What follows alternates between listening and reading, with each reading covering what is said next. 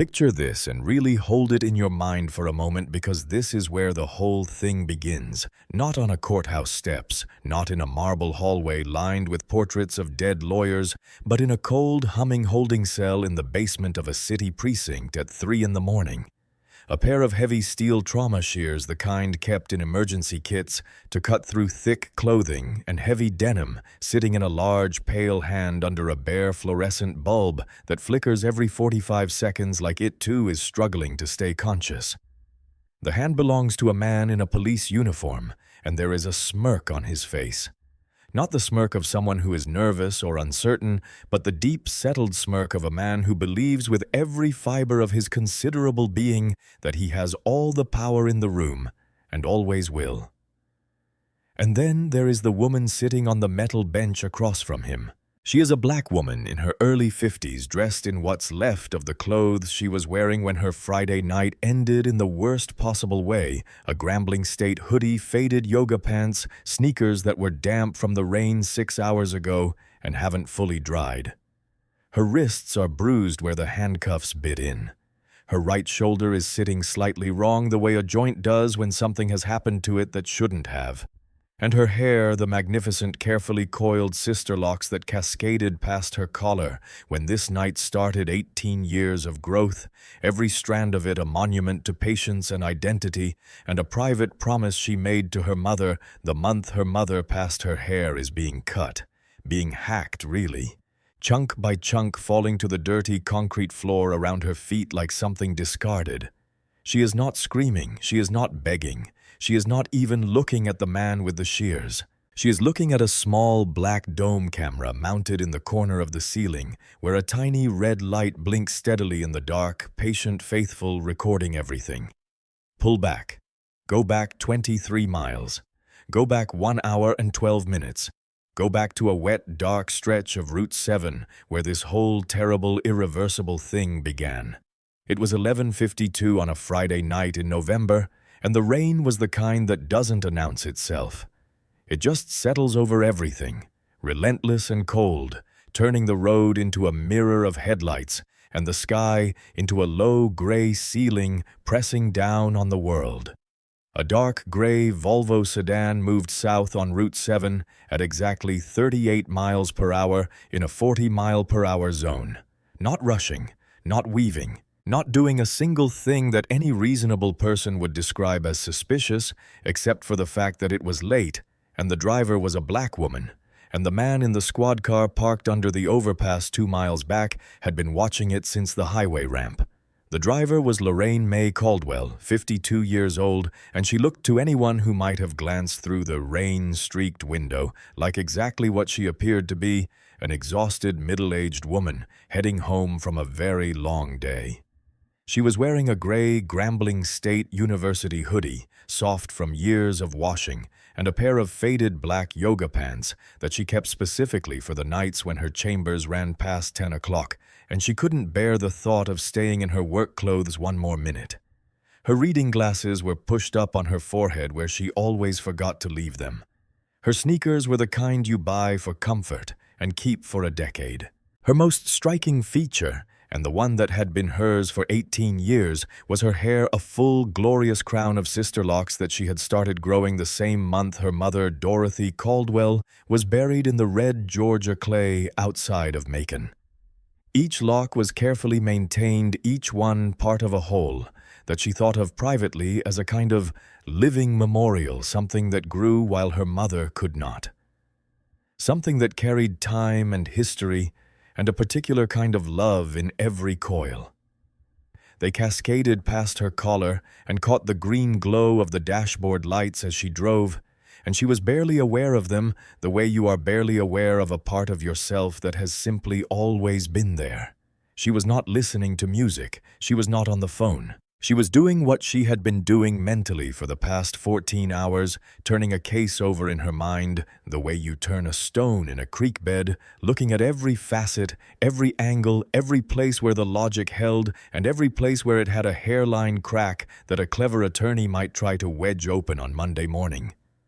The case was a federal corruption matter, a racketeering indictment involving a rogue narcotics unit in the city's police department officers who had been planting evidence, running illegal searches, and using their badges as personal instruments of terror against the communities they were sworn to protect. It was in the legal community's understanding a powder keg. It had been building for 3 years, and it was going to blow up in a very public, very consequential way the moment she called the court to order at 9 a.m. on Monday. She was the judge assigned to it. But tonight, stripped of the black robe and the authority of the bench, Lorraine May Caldwell was just a tired woman in a hoodie navigating slick asphalt in the rain, thinking about Monday, thinking about her husband Marcus, and whether he'd left her dinner on the stove, thinking about nothing more complicated than her own bed and 8 hours of sleep. She never saw the squad car pull out from under the overpass. She just saw the lights. Inside that squad car, Officer Scott Pruitt of the city's 4th Precinct had been watching Lorraine's Volvo for the past 40 seconds, and in that 40 seconds, his mind had already completed the calculation that his gut had started the moment her rear lights came into view. Pruitt was 44 years old, 16 years on the force, and built like a man who had been put together with a specific purpose in mind, wide through the shoulders, thick in the neck, carrying himself with the dense, rolling authority of someone who had spent the better part of 2 decades making sure that everyone in his immediate vicinity understood, without it needing to be said who was in charge. His personnel file, had anyone with genuine authority ever read it, with serious eyes would have told a story of 31 use-of-force complaints in 16 years, 12 formal grievances from citizens, and a pattern of arrests in certain neighborhoods that tilted at angles that couldn't be explained by anything other than deliberate, chosen prejudice. But the file had been read each time by people whose job it was to make problems go away, and so the problems had gone away, and Scott Pruitt had kept right on going. In the passenger seat, Officer Danny Kowalski was 26 years old and 6 months out of the academy, still idealistic in the way that people are idealistic before the institution they believed in has had enough time to show them what it really is. He was eating a granola bar and watching the wipers move and not really thinking about much because quiet nights on Route 7 were supposed to be quiet, and he had no reason to expect otherwise. Then Pruitt tapped the steering wheel and said without taking his eyes off the Volvo's taillights, "Look at this one, driving a little too perfect." Kowalski squinted through the rain. "She's doing 38 in a 40, Brad." "Exactly," Pruitt said, and the word came out the way his words always came out, flat, certain, already decided. "Suspicious." And he flipped on the lights. In the Volvo, Lorraine felt the red and blue fractured light flood her mirrors, and she sighed a single long, controlled exhale. And she did the things she had taught her 2 nephews to do, because she knew this world had always known. This world had built a 23-year legal career, partly around the machinery of this exact moment. She signaled. She pulled smoothly to the shoulder. She turned off the engine. She rolled down her window. She placed both hands palms down at 10 and 2 on the steering wheel, and she sat very still and she waited. Her hands on that wheel, calm and visible and deliberate, were the first indication to anyone paying attention that the woman in this car had been through something like this before, had prepared for something like this before, and knew exactly what she was doing. Pruitt's flashlight hit Lorraine full in the face the moment he reached the driver's window. Not the standard sweep of the vehicle interior that the training manual described, but a direct, sustained beam aimed at her eyes the way you'd shine a light at something you were trying to disorient. He didn't introduce himself. He didn't state his badge number. He didn't explain why he'd pulled her over. Which is, and this is not a small legal detail, a requirement. License registration and proof of insurance, he said, and his voice had the particular quality of aggression that doesn't need to raise itself to make its weight felt. The quality of a man who had said words like this so many times in so many doorways and car windows and holding rooms that they had stopped being communication and become pure dominance display. Now, "Good evening, officer," Lorraine said, and she turned her face slightly away from the blinding beam, not in submission, but in the simple physical refusal to be blinded. "May I ask why I was pulled over?" Pruitt paused a half-second that he covered immediately with forward momentum, leaning in closer to the window, invading the airspace of the car with his sheer physical bulk. The smell of him came with it, wet wool and stale coffee, and something underneath that. Something sour and old. "I don't have to explain myself to you," he said. "ID. Now." "Actually," Officer Lorraine replied, and her voice was still perfectly level, still carrying the measured, unhurried weight of someone who knew exactly what she was saying and exactly why, under the law, you do. "If you are detaining me, I have a right to know the articulable suspicion for the stop." The legal terminology landed on Pruitt the way a thrown object lands visibly. His jaw tightened. His eyes, lit from below by the ambient glow of his own flashlight, shifted briefly to Kowalski, who was hovering near the trunk of the Volvo with his hand on his rain-slicked jacket, looking uncomfortable in the specific way that young people look uncomfortable when they realize the situation they've entered is not the situation they signed up for. "Oh, we got ourselves a roadside lawyer," Pruitt said in the tone that men like him reserve for the moment when the person they expected to cower has failed to do so. "Let me explain something to you very carefully.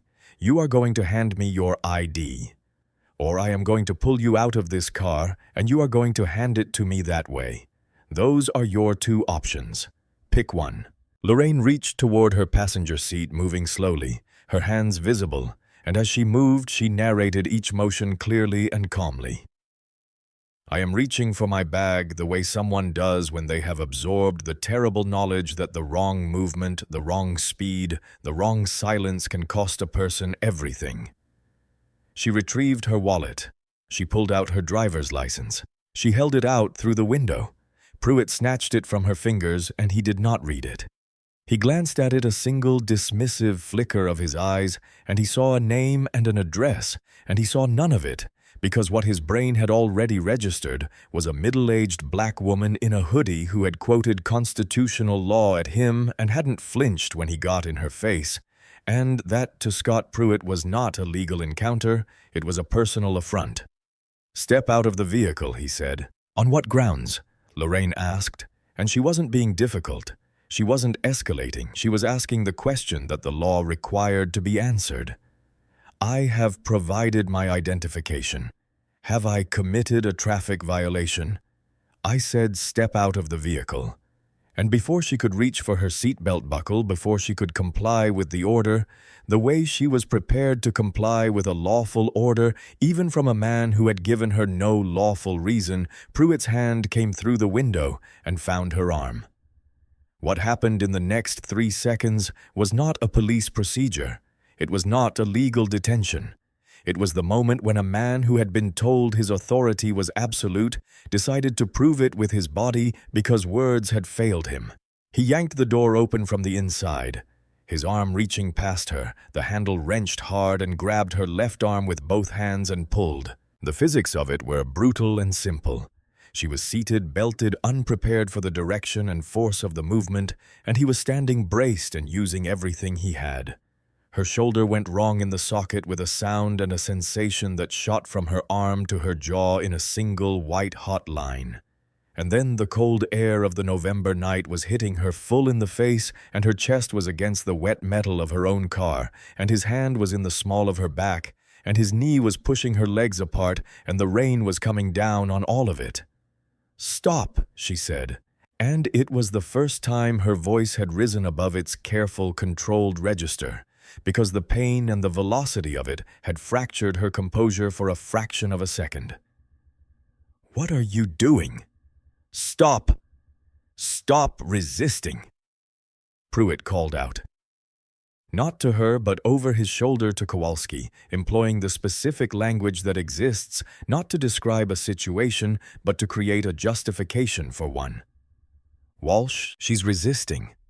"I am not resisting," Lorraine said, and she made herself say it steadily, made herself force the voice back down through sheer will, because she understood even in this moment, even with her shoulder on fire and her face against the cold metal and the rain soaking through her hoodie, she understood that everything she said and did right now was a record.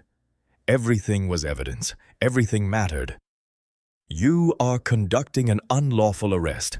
I want your badge number." Pruitt laughed. It was a dark, ugly sound, fully formed and entirely satisfied the laugh of a man who believed he had just made a point. "You want my badge number," he said, wrenching her arms behind her back with a practiced efficiency that spoke of 16 years of doing this. "You're gonna get a lot more than that, sweetheart. You're going to jail for assaulting a police officer." From behind the car, barely audible over the rain and the idling engine, Kowalski's voice, young, taut, clearly frightened Brad. She didn't assault you. She didn't do anything." "Shut up, Tim," Pruitt said flatly. "The way you say shut up to someone who has just said something so inconvenient it doesn't even merit engagement." She grabbed my arm. He snapped the handcuffs on the metal, biting into her wrists tight, the kind of tight that wasn't about security, it was about message, and he pushed her toward the back of the cruiser. "Watch your head," he said, and then pushed her head down anyway as she folded into the back seat and the door slammed shut and the rain drummed on the roof. And Lorraine May Caldwell sat in the dark. She did not panic. She did not scream. She breathed one long breath in, one long breath out, and her mind, the mind that had spent 23 years in courtrooms parsing evidence and motive and procedure, clicked into a different mode with the precision of a gear engaging. Time of the stop, 11:52 p.m. No stated violation ever. Illegal extraction from vehicle. Right shoulder, she rotated it carefully within the cuff's limited range and felt the grinding resistance of something displaced. Perjury committed in front of his partner who had not corroborated the lie. Unlawful arrest. No Miranda. No stated charges. She wasn't just a victim in the back of a police car. She was a judge cataloging evidence. And the catalog was already very, very long. The drive to the 4th Precinct was deliberate in its cruelty. Pruitt took corners sharper than necessary, accelerated into speed bumps rather than over them, did all the small, untraceable things that a man with cuffed behind-back captive in his back seat can do to make their experience worse without it showing up in any report. Lorraine remained silent through all of it. She refused to give him a single sound to feel good about. Kowalski watched her in the rearview mirror the entire way. She didn't know it, but he did. And he couldn't stop. The 4th Precinct building at 12:23 a.m. on a Saturday smelled of burnt coffee and industrial cleaner, and something underneath both of those things that was just the accumulated smell of too many difficult human situations compressed into too small a space over too many years. The booking area was all harsh fluorescent light and scuffed linoleum and the particular ambient noise of a Friday night intake. A man in the corner singing a song nobody could identify. A teenage boy sitting on a plastic chair with his face in his hands and his shoulders shaking. Two women arguing in low, urgent voices near the back wall. A dispatcher's radio crackling out something unintelligible and urgent from across the room. Sergeant Frank Doyle sat at the booking desk with the posture of a man whose body had given up arguing with the chair long ago.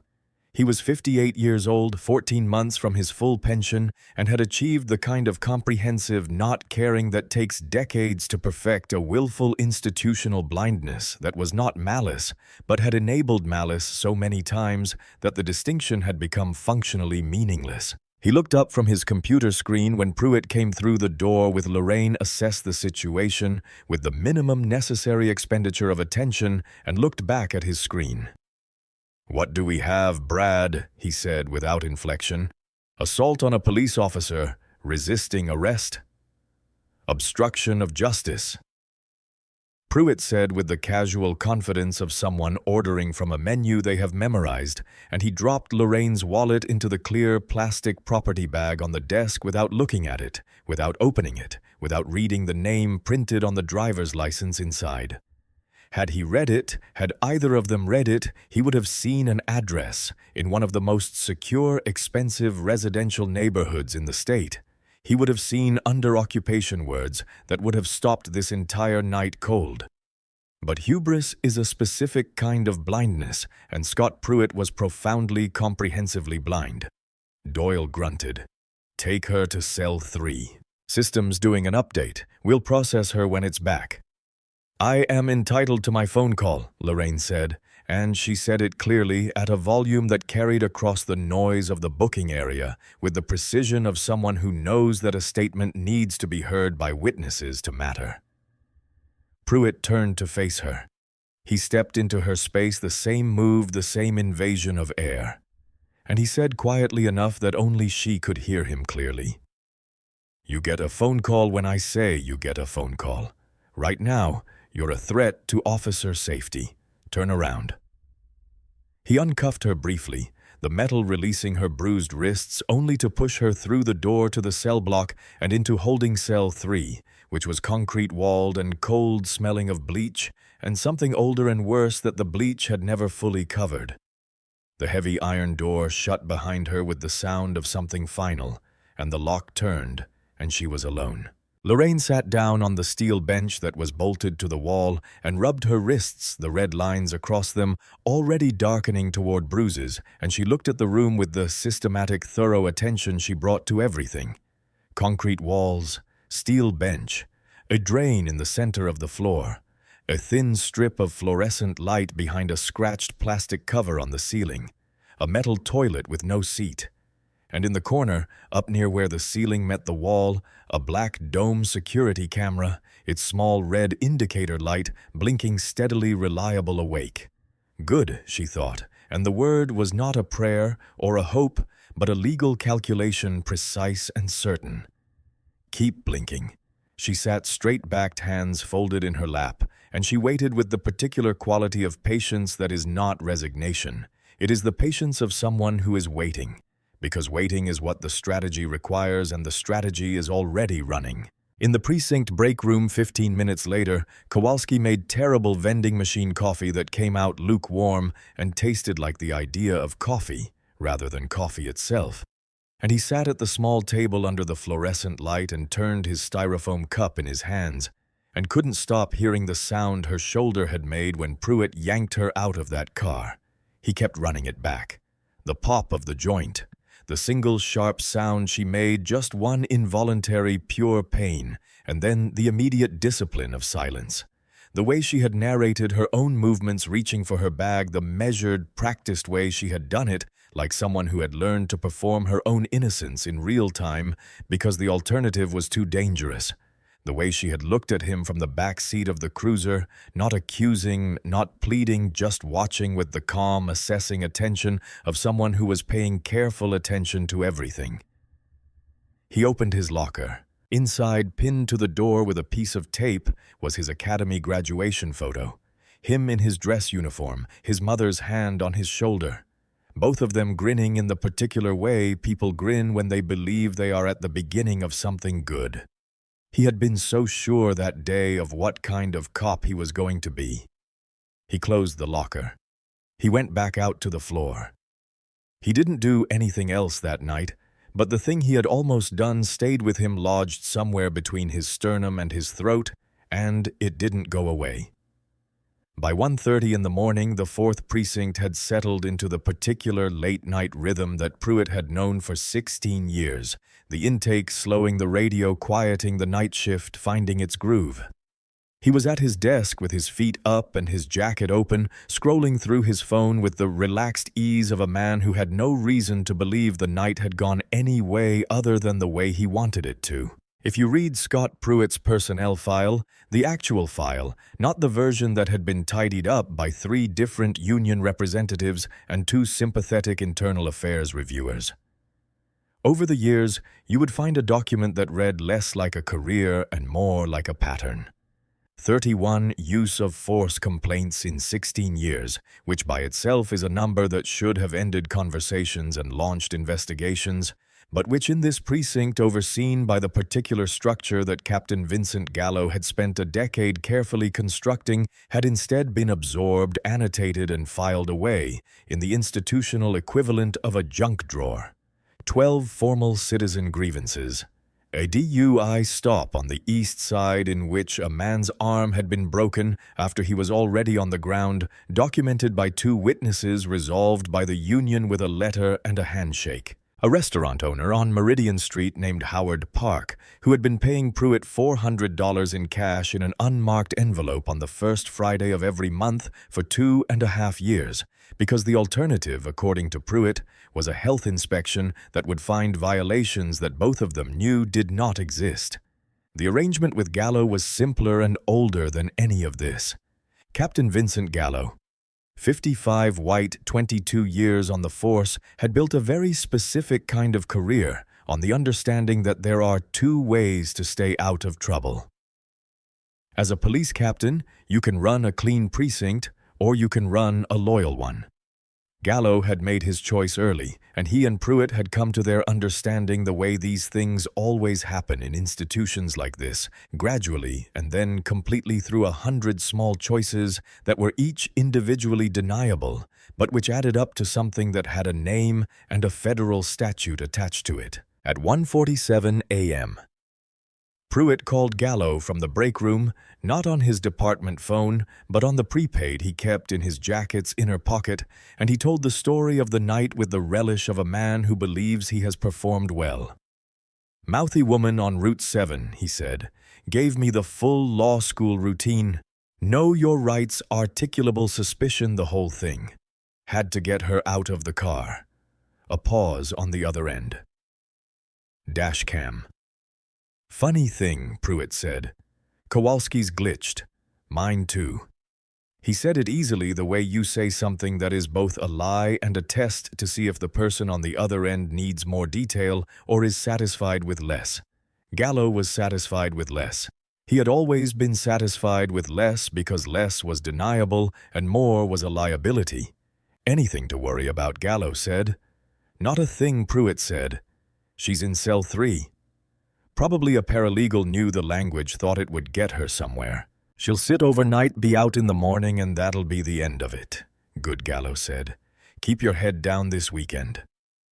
Pruitt hung up and leaned back against the wall of the break room with his arms crossed and his jaw relaxed, and he felt as he had felt after every version of this.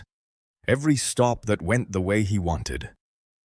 Every complaint that got absorbed and filed away entirely, completely untouchable. Back at the booking desk, Sergeant Frank Doyle had tried at some point around 1 a.m. to run Lorraine's fingerprints through the AFIS booking system. The screen had informed him in the patient indifferent language of government software that the system was currently undergoing its scheduled overnight maintenance update and would be available again at approximately 8 a.m. Doyle had looked at the screen for a moment, then gone back to his crossword puzzle. He had no way of knowing, no way of even beginning to suspect what that system was going to tell him when it came back online.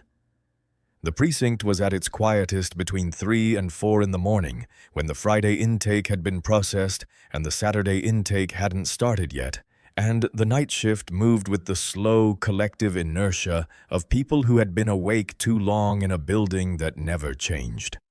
At 3:07 a.m., Scott Pruitt was in the supply closet off the main corridor, the one that smelled of rubber gloves and antiseptic, and the specific chemical tang of the blue fluid they used to clean the holding cells. He had been drinking from the small flask he kept in the bottom of his locker since sometime after midnight, not enough to show just enough to sand down the edges of whatever minor restraint he normally operated with. And he had found in the first aid kit on the second shelf a pair of heavy industrial trauma shears with orange handles, the kind designed to cut through thick clothing and leather belts and multiple layers of denim in an emergency, and he was turning them over in his hands in the dark of the supply closet and thinking. What he was thinking, if you could lay it out in the clearest possible terms, was this: a woman had questioned his authority tonight. She had quoted the law at him. She had been calm when he wanted her frightened. She had looked at him with steady, dark eyes that did not break when he leaned in, and that stillness, that particular quality of unbroken composure, had lodged somewhere under his skin like a splinter, and it was still there, irritating, insistent, impossible to ignore. And the fact that she was sitting in cell 3 right now was not by itself enough. He needed her to understand something more fundamental. He needed her to understand it in a way she would carry with her. The lice protocol existed. It was a real department policy applicable in cases of documented infestation, requiring a specific inspection process and written documentation and supervisor approval, and a list of other procedural requirements that Pruitt had no intention of following, because he had no intention of this being a procedural act. It was going to be a personal one, and he was going to call it a procedural one. And in his understanding of the world he had built around himself over 16 years, those two things were interchangeable. He found Kowalski in the break room still nursing his cold vending machine coffee and told him they had a hygiene situation in cell 3. Kowalski's reaction was immediate and physical, a tightening around the eyes, a shift in posture, and he said, "Brad, I've never heard of that protocol being used without a documented." I said, "We have a hygiene situation," Pruitt said, and his voice had the flat, cutting quality it got when he was not interested in discussion. "You wait outside. I'm handling a compliance matter." Kowalski followed him down the corridor to cell 3, the way he had followed Pruitt into a dozen situations he was uncomfortable with since his first month on the job. Not because he agreed. Not because he didn't know better, but because he was 26 years old and 6 months in, and he had not yet found the version of himself that was capable of saying the word no to a man with 16 years and a captain's backing and the absolute certainty of someone who had never faced consequences. Lorraine heard the door to the cell block open, and she stood up from the bench before Pruitt reached her cell because she had been waiting not for this specifically, but for whatever the night still intended to bring. And standing was better than sitting always when a door opened in a place like this. She saw the shears immediately. The orange handles caught the fluorescent light from the corridor. She had a specific, precise knowledge of what those shears were designed for. She had 3 years prior written the appellate opinion in a case involving precinct holding cell policies and had spent considerable time in discovery, reviewing the contents of first aid kits, and she knew in the fraction of a second it took for her brain to assemble what she was seeing that this had nothing to do with lice and everything to do with the man holding them. "Officer Jenkins," she said, reading the name on his tag, keeping her voice absolutely level, and she meant the use of his name as a marker. "I see you. I know who you are. This is documented in my memory alongside everything else from tonight. If you touch me with those shears, you will be committing a felony battery and a civil rights violation under color of law, and you will face consequences that exist well beyond anything the blue wall of silence can absorb. I am telling you this clearly, and I am telling you once." Pruitt's response to this warning was not hesitation.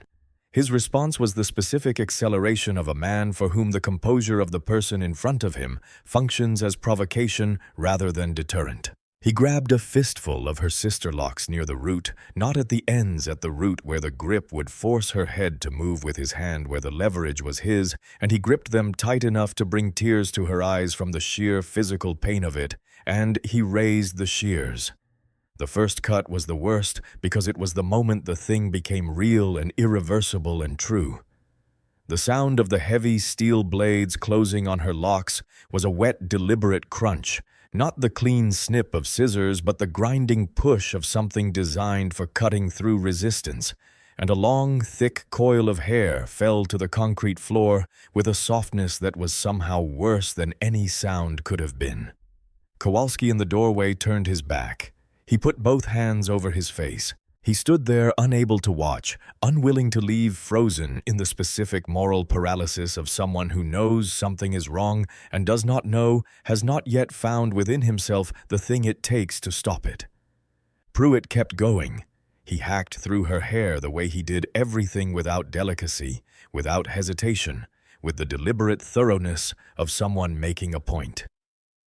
When the shears caught in the thick, matted coils, he pulled, rather than repositioning, and the pulling was its own violence layered on top of the cutting, and chunk after chunk of her locks fell around her feet and piled up on the concrete floor with a heartbreaking softness, like leaves coming down in the wrong season.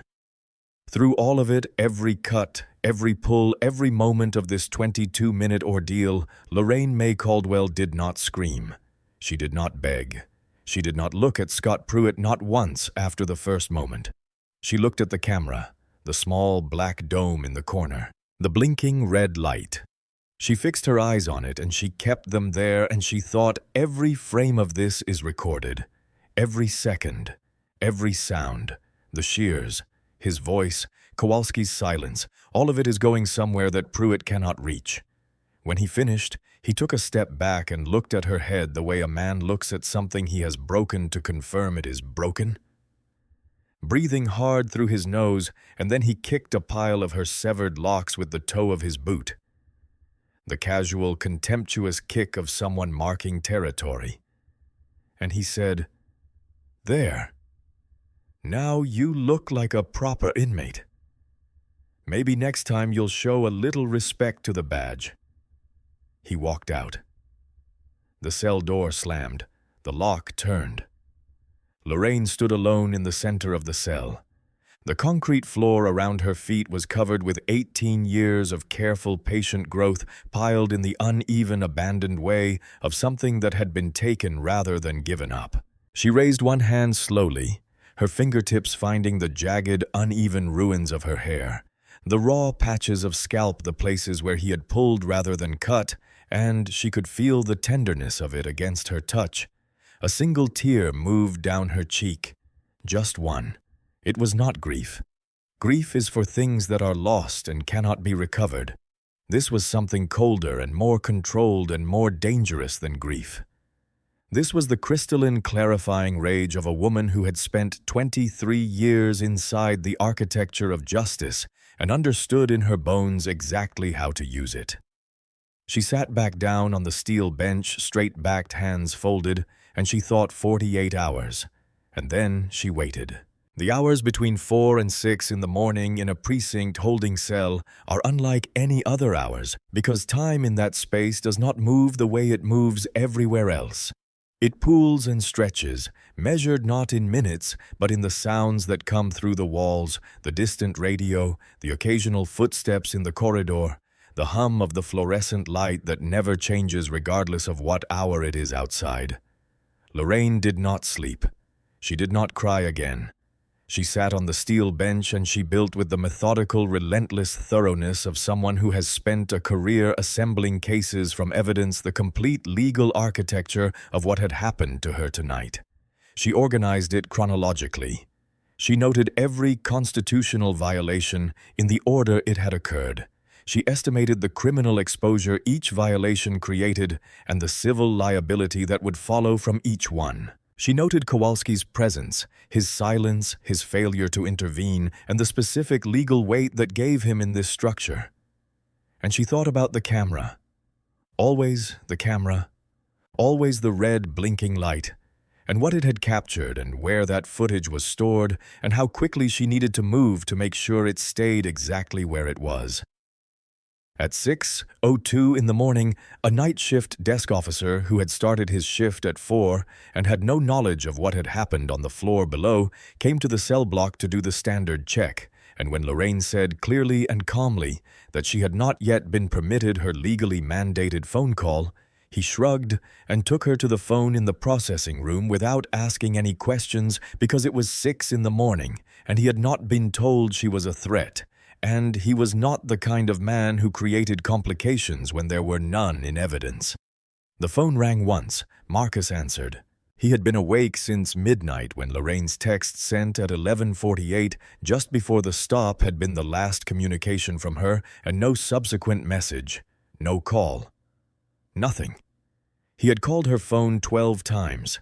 He had called 2 hospitals. He had called the precinct non-emergency line at 2 a.m. and been told by someone who clearly didn't know anything that there was no record of an arrest. He had been sitting at the kitchen table in his bathrobe with his phone in front of him and a cold cup of tea for 2 hours. When Lorraine's voice came through, steady controlled each word chosen with the precision she brought to everything, he went absolutely still. The kind of stillness that looks like calm from the outside, but is actually the contained pressure of a man consciously preventing himself from becoming something he cannot afford to be right now. She gave him 7 instructions, one after the other in sequence, and each one was specific and complete and required no elaboration because she had been composing them for 6 hours in a holding cell. She told him which federal agent to call and what to ask for specifically. She told him what legal documents to bring and what preservation warrant language to use. She told him to secure the precinct's digital storage system before anything else, before he did anything else, because the footage was the foundation of everything else, and it had to be made physically inaccessible to anyone in this building before they discovered what the footage showed. And the last thing she said before the call ended was this: "Don't come loud. Come with a federal agent and a federal warrant. Come exactly like the law and nothing else." Marcus hung up and sat still for exactly 3 seconds. Then he picked up his phone and called the number stored under DR. Agent Diana Reeves' FBI Public Corruption Unit, who had been building a file on the 4th Precinct for 14 months and had been waiting in the particular patient way that investigators wait for the event that would give her the legal leverage she needed to move. This was that event. At 8:07 in the morning, the AFIS fingerprint identification system at the 4th Precinct completed its overnight update and came back online, and Sergeant Frank Doyle, on his 4th cup of terrible coffee, and halfway through a crossword clue about a 1970s television show he couldn't quite place, ran Lorraine's prints through the scanner as part of the standard booking finalization. The system returned her profile in 11 seconds. And then, before it showed anything else, it flashed a red banner across the screen, a restricted federal classification flag, the kind that the system reserved for a very specific and very short list of categories. And Doyle leaned forward and read the text on the screen, and the styrofoam coffee cup slipped from his hand and hit the desk, and then the floor, and coffee went everywhere, and Frank Doyle did not notice. Name: Lorraine May Caldwell. Status: Federal Judge, 5th District Court. Security Classification: High-Level Judicial Officer. Flag notation: Do not detain without specific federal judicial authorization. He stared at the name on the screen. He looked at the holding cell manifest next to his keyboard. Cell 3. The woman with the locks that Pruitt had. The woman who Pruitt had. "Oh God," he whispered, and the 2 words came out with the specific texture of a man watching the floor give way beneath him. "Oh dear God." He reached for the phone to call Gallo. He set it down. He picked it up again. He was still sitting there, unable to complete either action, when the lobby doors opened. Marcus Caldwell walked into the 4th Precinct at 8:19 in the morning without raising his voice, without rushing with the deliberate, measured pace of a man who had learned over 30 years of civil rights litigation that fury deployed correctly is most effective when it is absolutely cold. He was wearing a charcoal suit and carrying a leather briefcase that he set on the booking desk with a single quiet thud, and he slid his bar card across the counter with one hand and a federal preservation warrant with the other, and he looked at Frank Doyle with the calm, focused intensity of a man who has already won the argument and is simply waiting for the other party to realize it. One step behind him, Agent Diana Reeves of the FBI's Public Corruption Unit stood in a dark blazer with her credentials already in her hand, and 2 agents in plain clothes stood flanking the entrance. "You have my wife in holding cell 3, Marcus said, and his voice was perfectly, terrifyingly quiet. "You are going to release her to me immediately. Agent Reeves is simultaneously serving you with a federal data preservation order. If a single frame of footage from this facility between 11 p.m. last night and 6 a.m. this morning is altered, deleted, corrupted, or transferred without federal authorization, the person who authorized that action will be personally indicted for obstruction of federal justice. Do you understand each other? Good. Doyle nodded. He nodded so fast it looked like a tremor. He grabbed the keys. When they brought Lorraine out, Marcus's first sight of her stopped him, not with a sound, not with an outward collapse, but with the specific, terrible stillness of a man absorbing something awful and refusing to break in public. He saw the bruised wrists first dark against her skin. He saw the damp, slept-in clothes. And then he saw her hair, and the full weight of what had been done to her landed on him in a single moment, and his jaw tightened, and his eyes filled with something that he did not allow to become tears.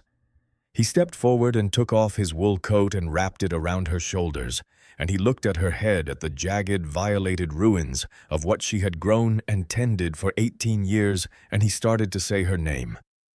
"Marcus, don't," she said, softly, firmly. The voice she used when she had already moved past a thing and needed everyone around her to move past it too.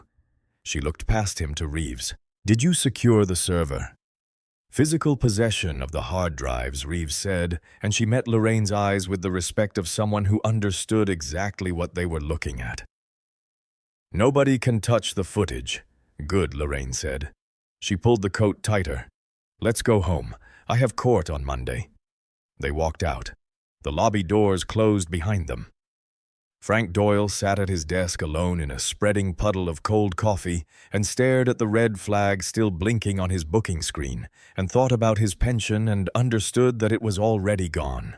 The bathroom in the Caldwell house was the kind of room that accumulates the small, specific evidence of a shared life. Marcus's shaving kit on the left side of the sink, her moisturizer and her reading glasses case on the right, a framed photo on the wall of the two of them at her investiture ceremony. 23 years ago. Her in her robe for the first time. Him with his arm around her shoulders and his face doing the thing faces do when the pride is too large to be contained in a normal expression. Lorraine stood in front of the mirror alone, and she looked. The bathroom light was the honest kind, no warmth, no flattery, and it showed her everything Pruitt had done with the clarity of a court exhibit. The jagged, uneven ruins of her sister locks, the places where the shears had cut, and the places where he had pulled, and the distinction between the two was visible. The clean-cut ends versus the fraying, damaged roots, where the tension of his grip had done its own separate damage. Her right shoulder, when she turned carefully to look at it in the mirror, was visibly sitting differently from the left, the joint pushed slightly out of its natural architecture by what Pruitt's hands had done on the shoulder of Route 7. She stayed in front of that mirror for a long time. She thought about her mother, Dorothy Caldwell, a big, certain woman from Macon, Georgia, who had worked the front desk of a hotel for 22 years and raised 2 daughters on the wages of it, and never once in Lorraine's memory accepted the premise that the world was permitted to define what she was worth. Dorothy used to braid Lorraine's hair every Sunday morning before church, sitting on the edge of the tub, with Lorraine on a low stool between her knees working through each section with oil and a wide-tooth comb, and the particular unhurried patience of a woman who understood that the things you care for carefully are the things that last. Baby, she used to say, not as a preamble to anything specific, but as a complete statement in itself, the way some people say, Amen. Lorraine had started her sister locks the month Dorothy was buried. She had sat in the chair of a loctician named Sandra, who worked out of a salon on the north side, and she had said, I want to start locks. And Sandra had said, that's going to take a very long time to grow, and Lorraine had said, I know. And she had been coming back every 6 weeks since and watching them grow and feeling in the growth of them some continuation of the Sunday mornings and the comb and her mother's patient hands. Pruitt had cut through 18 years in 22 minutes with a pair of orange-handled shears. She raised her hand and she touched what was left. slowly her fingertips moving across the jagged ends and the raw patches of scalp, and she felt the loss of it fully and honestly, the way you have to feel the loss of something before you can move through it. She let herself feel it. And then she set it down. She went to her closet. She took out her most powerful judicial robe, not the everyday one, but the one she wore for the biggest days, the cases that mattered, the mornings when the weight of the bench was heaviest and had to be carried most visibly. She hung it on the door and looked at it. And she made the decision that of all the decisions she had made in 23 years of law was perhaps the most deliberate and the most completely hers. She would wear her hair exactly as Pruitt had left it. No wig, no wrap, no covering of any kind. She would walk into that courtroom on Monday morning with the full, jagged, violated evidence of what had been done to her, exposed to every eye in the room, because the thing that Pruitt had done in the dark of Cell 3 deserved to be brought into the light of a federal courtroom, and she was the one who was going to bring it there. Marcus appeared in the bathroom doorway, and he looked at her, and she looked at him, and what passed between them in that long moment needed no words. It had the particular wordless efficiency of two people who have built a life together that is solid enough to hold the weight of moments like this one. He put his hand on her shoulder, the left one carefully, and she put her hand over his, and they stood like that for a while, and then Lorraine straightened up and went to make coffee. At 10 o'clock on Saturday night, Hannigan's Tap on Clement Street was running at its regular Friday night overflow capacity. Cracked leather stools, the smell of old beer and fried food, a jukebox in the corner playing something that nobody had chosen on purpose, a bar full of cops and ex-cops, and the particular kind of civilian who enjoys the company of both. Scott Pruitt was 3 drinks in and telling a story, and the table was laughing. He was not worried. This is the important thing to understand about Scott Pruitt. On Saturday night, he was not anxious, not looking over his shoulder, not rehearsing explanations. He was comfortable in the way that a man is comfortable when he has spent 16 years operating in an environment that has consistently, reliably protected him from the consequences of his choices. He told the story of the mouthy woman on Route 7, gave her the full law school routine. Had to get her out of the car, smart-mouthed the whole time, probably a paralegal or something, and the table laughed and someone bought a round, and Pruitt felt as he always felt after a night like this, entirely confirmed. He did not know that at this exact moment in a mobile FBI forensics unit parked 3 blocks from the 4th Precinct, Agent Diana Reeves and her team were in the process of creating bit-for-bit digital copies of every hard drive from the precinct's security system. He did not know that the cell block camera in holding Cell 3 had been recording in high definition with active audio throughout everything. He did not know that the dashcam footage from Cruiser 417, his cruiser, had been imaged before anyone at the precinct had thought to review it, and that the restored footage showed Route 7 at 11:52 p.m. With absolute clarity, a dark gray Volvo moving at 38 miles per hour, doing nothing, going nowhere, committing no violation whatsoever. He bought a round. He went home. He slept soundly. 3 miles away, in his apartment on the 4th floor of a building that smelled of old carpets and someone else's cooking, Danny Kowalski sat on his couch in the dark and did not sleep at all. He kept hearing the sound, the shears, the wet grinding crunch of them going through her hair, and then the silence and the sound again, and her not making any noise, and that was worse than if she had screamed the silence of it, the absolute disciplined refusal to give Pruitt what he wanted. He kept seeing her in the cell sitting straight, her eyes on the camera like she already knew something that he didn't. At 11:15 he picked up his phone and searched Lice Protocol Police Department. Every result he found described the same protocol, requires documented evidence of active infestation, requires written supervisor authorization, requires specific inspection procedure first. No version of the policy he could find said anything about an officer entering a cell alone with trauma shears at 3 in the morning without documentation. He stared at the screen. He searched wrongful arrest, federal judge. The results came back fast, and they were what he had feared they would be, and he sat with them for a long time. He went to the window and looked at the street below. A Saturday night, street people, walking, a couple arguing quietly outside the convenience store, a kid on a bicycle cutting between parked cars. Ordinary people living ordinary lives, not thinking about what it meant that the system designed to protect them could be turned by one man's ego into a weapon. He picked up his phone. He had a number stored in his contacts under FBI tip line, not because he had ever used it, but because his academy instructor had told them all on the first week that if they ever witnessed something that crossed a specific line, there was only one right call to make, and she had made them write the number down. He had transferred it to every phone he'd owned since, without really thinking about why. He stared at it for a long time. He made the call. The conversation from the outside was brief and quiet, and when it was over, he sat back on his couch with his phone in his lap and stared at the ceiling, and for the first time since midnight, he didn't hear the sound of the shears. The mobile FBI forensics unit was a standard-issue converted panel van that looked from the outside like any of the maintenance vehicles that moved through the city's streets after midnight without attracting attention. Inside it was a different world.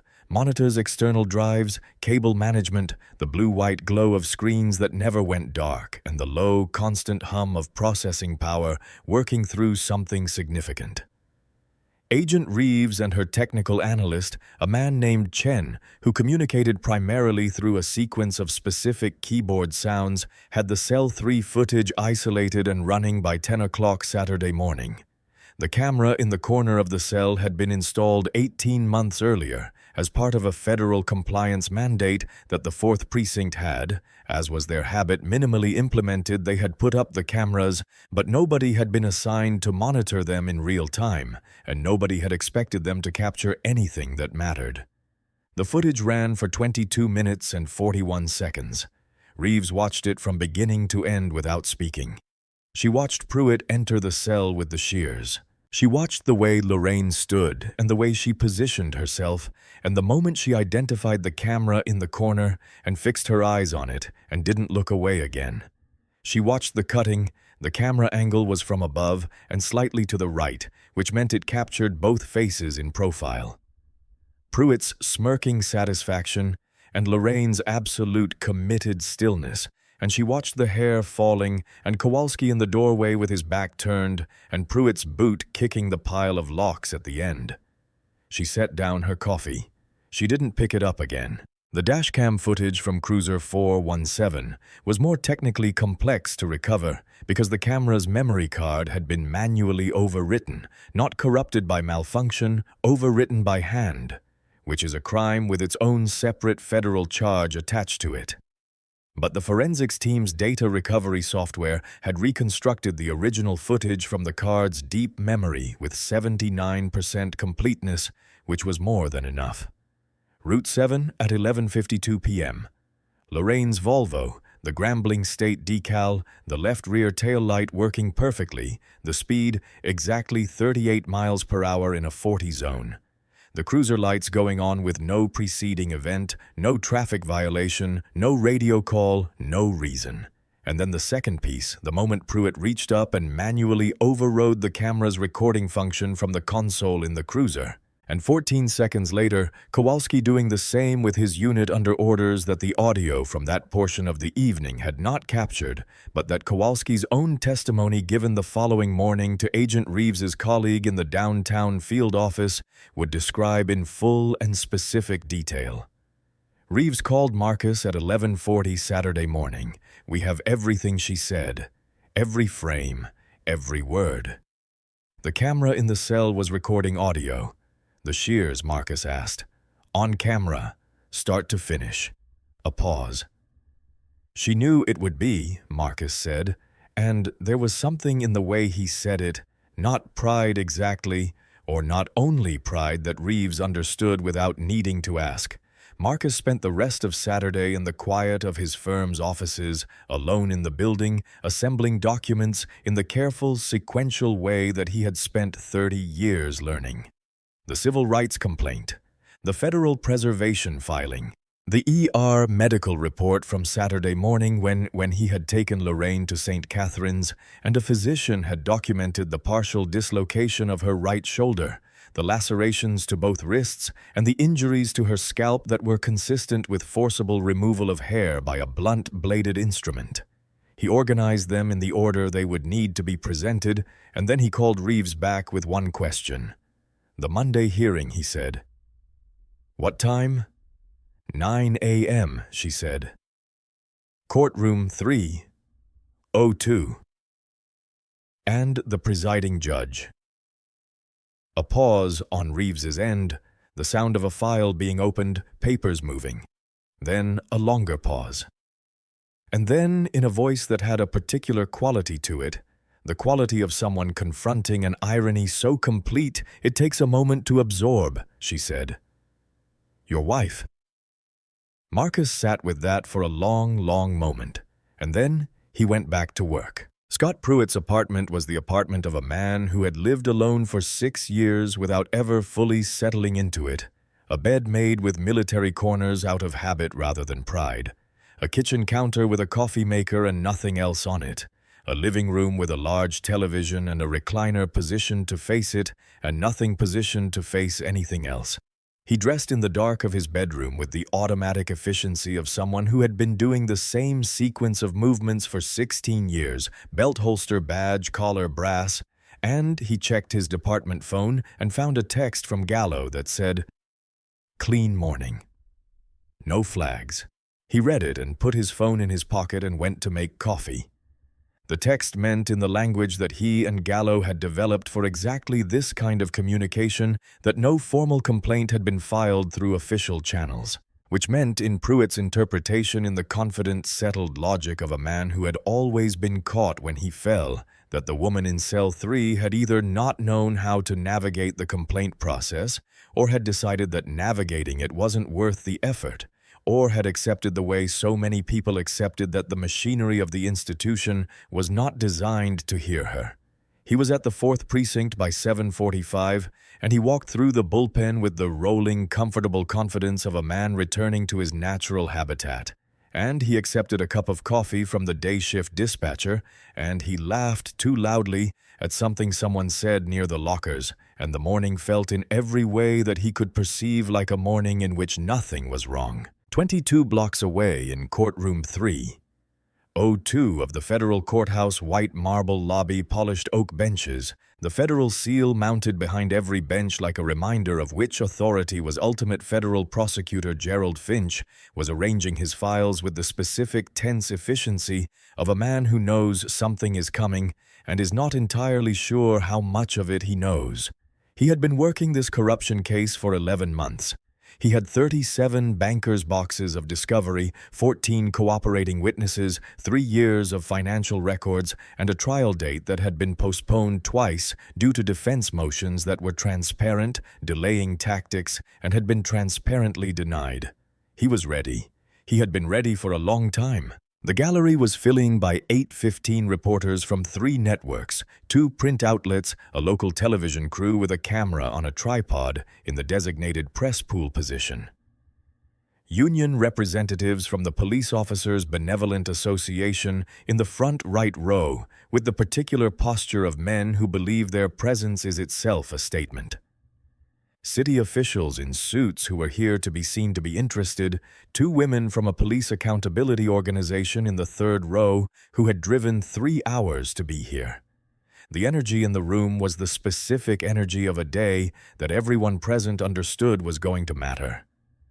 Defense attorney Robert Haas arrived at 8:40 with Pruitt beside him. Pruitt, in his dress uniform, pressed and polished his badge, catching the courtroom light, chewing a piece of spearmint gum, with the casual ease of a man who believed the proceedings today were a formality he would pass through and emerge from exactly as he had entered. He sat down at the defense table, leaned back in the chair to the degree that decorum permitted, and cast a glance around the room with the proprietary survey of someone checking in on a kingdom. Haas leaned over and reviewed the morning's schedule with him in a low voice. Pruitt half listened, his eyes moving over the gallery, over the press pool, over Finch's meticulous arrangement of documents across the prosecution table, with the mild, amused contempt of someone watching another man work very hard at something that isn't going to matter. He had testified in federal proceedings before. He had sat in rooms like this and told his version of events and walked out the same man he walked in. The union had a protocol for days like this. Gallo had made calls. The system, his system, the one built specifically to hold men like him above accountability, was intact. At 8:58, the clock on the wall of courtroom 302 ticked to its position, and the gallery settled into the particular anticipatory silence of a room that knows something is about to begin. And Robert Haas tapped Pruitt on the arm and told him to sit up straight. Pruitt adjusted his posture slightly, spit his gum into a wrapper, and folded his hands on the table in front of him with the performance of a man who has been told to look respectable and is performing respectability rather than feeling it. At 9 o'clock exactly, the bailiff's voice filled the courtroom. All rise. The United States District Court for the Fifth Circuit is now in session. The Honorable Judge Lorraine May Caldwell presiding. God save the United States and this honorable court. The gallery rose. Pruitt rose with everyone else, the movement automatic, his jacket buttoned with one practiced motion, his eyes wandering upward toward the bench the way they always did.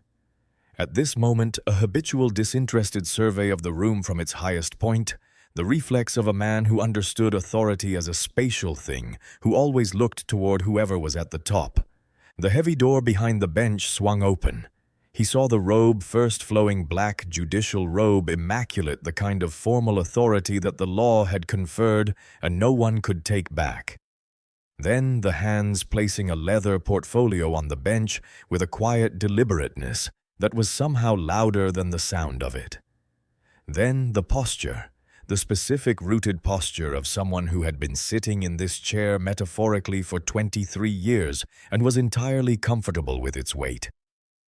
Then, the face. Pruitt's brain, in the fraction of a second it takes to recognize a face, tried to place her in the wrong category. The hoodie, the rain-soaked Route 7 shoulder, the backseat of Cruiser 417, the holding cell. None of those categories matched the woman behind the mahogany bench, and his mind performed a strange, stuttering loop of trying to reconcile them before the truth arrived, the only way truth of this magnitude arrives all at once and without mercy. Then the hair. The jagged, violently shorn, brutally uneven remains of her sister locks exposed fully under the harsh fluorescent lighting of a federal courtroom, the raw patches of scalp visible at the roots, the places where he had cut and the places where he had pulled, distinct from each other at this distance in a way that anyone who had ever seen what heavy shears do to thick natural hair would understand immediately. His own work, unmistakable. Sitting on the head of the judge whose name was on the docket for this case, who had been in those chambers for 5 months, reviewing his arrest records, whose signature was on the trial order that had brought him into this room. The piece of spearmint gum fell from his open mouth and landed on the polished surface of the defense table with a small, absurd sound. Nobody around him noticed because everyone around him was looking at the same thing he was looking at, and processing it in their own way, but none of their ways were this way. The blood left his face in stages visible, stages the way color retreats from tissue when the circulatory system redirects itself in response to a specific kind of shock.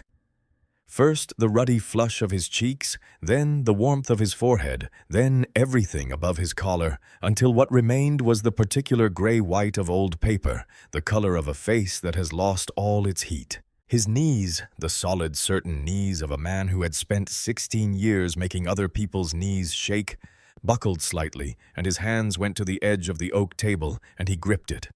Haas beside him registered the physical change immediately, the grip, the color, the quality of breathing that had shifted from controlled to labored, and leaned in and whispered something urgent. Pruitt gave no response. He could not look away from the bench. He could not make his brain produce words or plans or the defensive calculations that had always started running the moment he entered a room with a legal threat in it, because the part of him that generated those calculations had gone entirely offline. She was arranging her files, adjusting her reading glasses, looking out over the room with the comprehensive, unhurried attention of a woman who owned this space in every way that the law permitted and several ways that went beyond it. Her eyes moved across the gallery, across the prosecution table, across the press pool, and then they found the defense table, and they found him. She did not glare. She did not perform satisfaction or contempt or triumph.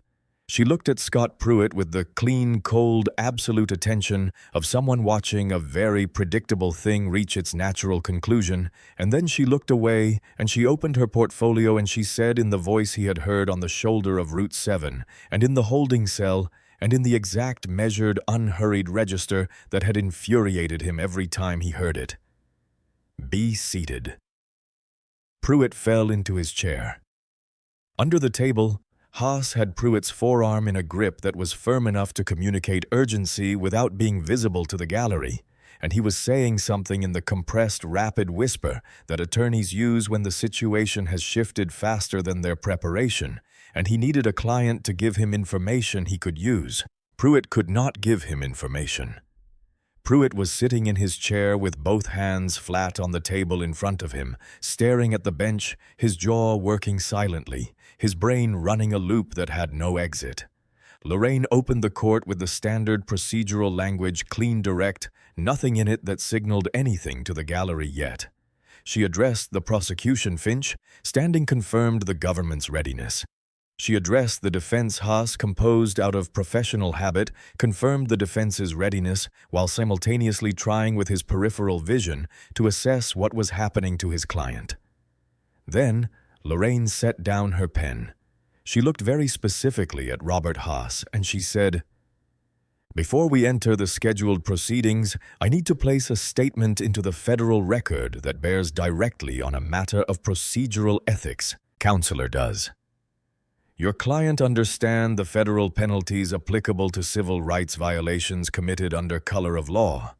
Haas, confused by the deviation from the expected opening sequence but unwilling to show it, replied that yes, his client was a veteran officer, familiar with the law.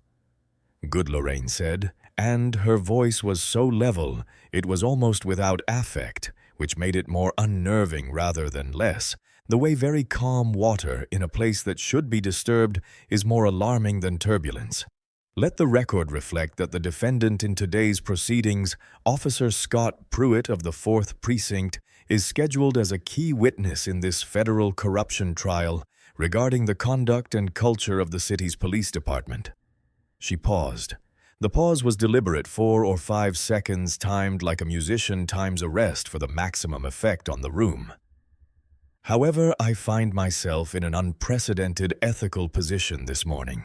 The Judicial Code of Conduct requires a judge to recuse herself from any proceeding in which she has personal knowledge of disputed evidentiary facts concerning a party before her, and I want the record to be absolutely clear on this language, in which she is the direct victim of a violent felony committed by a defendant who is appearing before her in a judicial capacity." The sound the gallery made was not loud.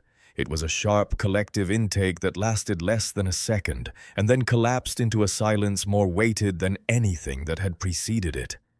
Reporters' pens stopped and then began moving very fast. The union representatives in the front right row went from confident to something that was not confident with a speed that was almost physical. Robert Haas's pen had stopped entirely. He was staring at the bench with the expression of a man watching the ceiling begin to separate from the walls. "Your Honor," he said, and his voice, trained by decades of courtroom composure, still held, though barely. I'm afraid I don't understand the nature of—" "Let me clarify it for you." "Counselor," Lorraine said, and she leaned forward slightly, her forearms on the bench, her eyes going to Pruitt now directly and staying there. And Pruitt, who had been staring at the table, felt the weight of her gaze arrive on him, and could not raise his own eyes to meet it. This past Friday evening at approximately 11:52 p.m., I was pulled over on Route 7 with no stated traffic violation. I was removed from my vehicle without legal justification, sustaining a partial dislocation of my right shoulder in the process. I was transported to the 4th Precinct, where I was booked on fabricated charges, denied my phone call for over 6 hours, and placed in holding cell 3. The courtroom had gone to the kind of silence that has a physical texture to it. You could feel it against your skin. Lorraine raised her right hand slowly and touched the jagged, ruined ends of her hair. The gesture deliberate and unhurried, and the gesture itself told the story before the words finished telling it. And while I was in that cell, the arresting officer, acting with no legal authority and no documented justification of any kind, entered my cell in the early hours of the morning with a pair of industrial trauma shears and forcibly cut my hair. I am telling this court on the record who that officer was. His name is Officer Scott Pruitt. He is the man currently sitting at the defense table. Robert Haas pushed back from the table. Not dramatically, just a small, involuntary movement of his chair, the physical equivalent of a person stepping away from something that has just become dangerous. He looked at Pruitt. Pruitt had still not raised his eyes from the table. Haas looked at the bench. He looked at his files. He made a calculation that took him approximately 3 seconds and resulted in a decision that ended his professional relationship with his client. And Lorraine said in a voice that had one note more of authority in it, Dow, the note of a judge who has placed a statement on the record and is about to enforce its consequences. Officer Pruitt, stand up. The first gavel strike landed before the gallery could fully process what it had just heard, the crack of it cutting through the building noise like a door slamming in a long corridor, and the room went quiet again. Not the comfortable quiet of an organized proceeding, but the airless, held-breath quiet of a space in which something irreversible has just occurred, and everyone present is waiting to find out what comes next. The union representatives in the front right row had the look of men who had walked into a building they thought they knew and discovered that all the load-bearing walls were in different places than they remembered. Gerald Finch at the prosecution table had gone very still. Not surprised exactly, because he had known since Reeves's call on Saturday afternoon that Monday morning was going to be unlike other mornings, but still absorbing the specific form that the unlike had taken. Robert Haas was looking at his client with the expression of a man who has just understood the full scope of what his client had failed to tell him. Pruitt had not stood up. He was still in his chair, both hands flat on the table. Head down, jaw working silently, the physical portrait of a man whose internal machinery has stopped producing useful output. Haas grabbed his elbow and pulled, and the movement was visible to the gallery, the attorney physically hoisting his client to vertical, the way you'd straighten something that had lost the ability to hold its own shape. Pruitt stood. He stood the way empty things stand, occupying the space, without filling it the broad-shouldered, thick-necked physical confidence that he had walked into this room with, completely and entirely gone, replaced by something that had no name, but that everyone in the room could identify, because they had all seen it before. In various forms, the look of a person who has, in a single moment, understood the full and final consequence of a choice they made in the dark. Lorraine looked at him. She gave him exactly the time he needed, no more and no less, to be upright and present. Then she said, "Officer Pruitt, on the record, did you conduct a traffic stop on Route 7 on Friday evening at approximately 11:52 p.m., during which the driver of a dark gray Volvo sedan was removed from her vehicle and placed under arrest?" He opened his mouth. What came out was not a word. It was the precursor to a word, the infrastructure of a word, the physical attempt at speech that produced sound without content, because every version of an answer that his brain generated was blocked by the knowledge of where each answer led. He said. I didn't know." "You didn't know who I was," Lorraine said, and she completed his sentence not as a kindness but as a demonstration. She knew every word he was going to say before he said it. She had known them since the shoulder of Route 7. She had been 3 steps ahead of him this entire time, and he was only now understanding that. That is what you were going to say. If you had known I was a federal judge, you would have treated me differently. Is that the argument? Pruitt very quietly, with the voice of a man who is trying to find a lifeline and has discovered there are none, said, "If I'd known who you were, I wouldn't have." And that, Lorraine said, and her voice had a quality in it.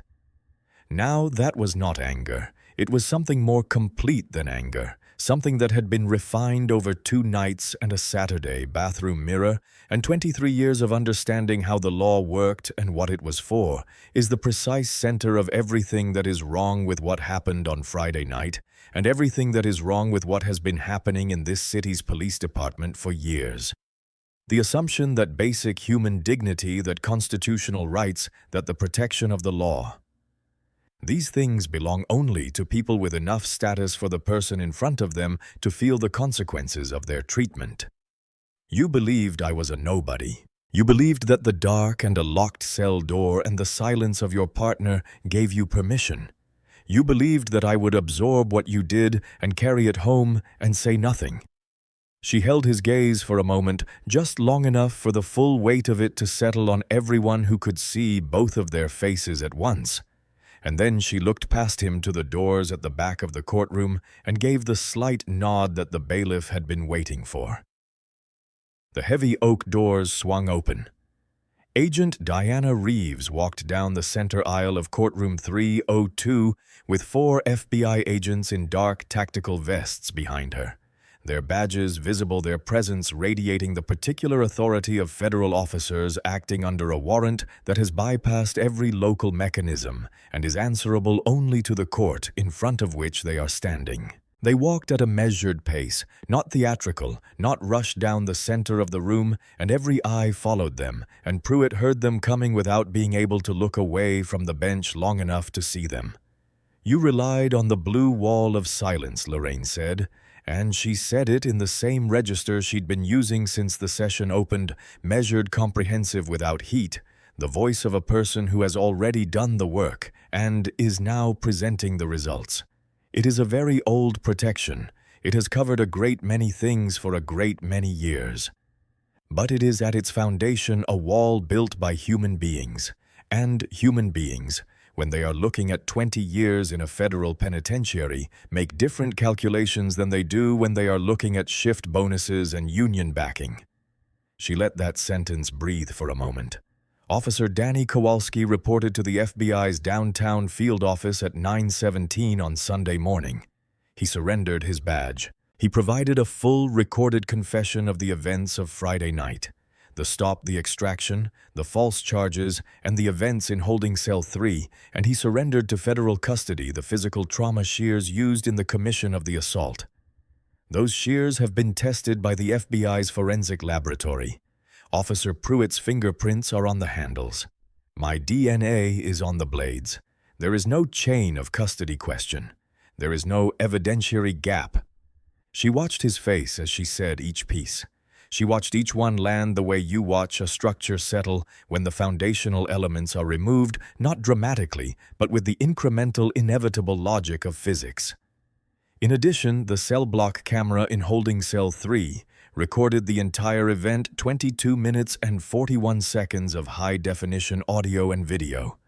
The footage has been forensically authenticated and is intact. The dashcam footage from Cruiser 417 was manually overwritten after the stop, a federal crime in itself, but the original recording was recovered through forensic restoration, and it shows Route 7 at 11:52 p.m. with complete clarity. Your vehicle. My car. 38 miles per hour. No violation. No justification. Nothing. Robert Haas was already standing. He was already buttoning his jacket. He said formally, for the record, in the tone of a man who has made a decision and is executing it before the situation becomes worse.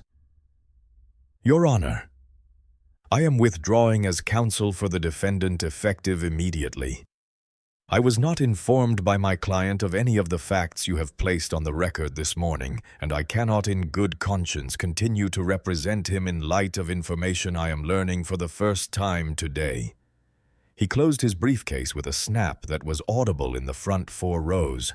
He took his briefcase and walked away from the defense table without looking at Pruitt, and he did not stop walking. Pruitt reached out and caught the sleeve of Haas's jacket as he passed a desperate, clumsy grab, and Haas kept walking, and the sleeve pulled free, and Pruitt was left alone at the defense table with his hand extended into empty air. Alone. The word has a different weight when you have spent 16 years surrounded by the insulation of institutional protection. The Union backing the captain's cover, the fraternal silence of men who understood the arrangement. The table was a large table, and he was alone at it, and the room seemed to expand around him in a way that made him feel smaller by contrast. And the FBI agents were at the table now, and Lorraine's voice was reaching its conclusion. "Officer Scott Pruitt," she said, "I am formally recusing myself from the corruption trial scheduled in this court, as I am now the chief complaining witness in a federal criminal case against you arising from the events of Friday night. Under federal statute, I am remanding you to the custody of the Federal Bureau of Investigation pending arraignment on charges of deprivation of rights under color of law, aggravated assault, and obstruction of justice, including the tampering with federally mandated recording equipment." Agent Reeves reached Pruitt. Her hands found his arms and brought them behind his back with the same practiced efficiency that he had used on 100 people in 100 situations, and the handcuffs went on with the sharp metallic sound that handcuffs make, click, click, ratcheting tight, and it was the same sound, the exact same resonant metallic sound that Lorraine had heard on the cold shoulder of Route 7 with the rain coming down on both of them. The difference was that Lorraine had known she was going to leave. Pruitt understood in this moment that he was not. They walked him down the center aisle of courtroom 302, Reeves and 2 agents Pruitt between them, his dress uniform pressed and polished and completely meaningless, now the badge on his chest catching the fluorescent light one final time as he passed through it. The press cameras flashed. The union representatives in the front right row looked at the floor. The women from the Police Accountability Organization in the 3rd row watched in silence. The television camera tracked the movement. Lorraine did not watch him leave. She picked up her gavel. She looked at her portfolio.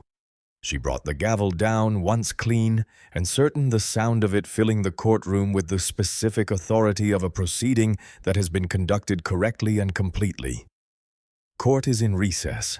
By noon on Monday, the story was everywhere, and the image that had become its symbol. Judge Lorraine Caldwell behind the federal bench, her jagged, violated hair fully exposed under the courtroom lights. Pruitt's pale and broken face below her, in the frame of a press pool photographer who had understood what he was seeing was running on every major network's afternoon broadcast and had become within 2 hours of the recess one of the most shared photographs in the country. The story had, as certain stories do, the quality of a thing that people recognized before they understood it, something that connected to an experience or a fear or a hope that lived below the level of articulation and that the photograph made suddenly visible.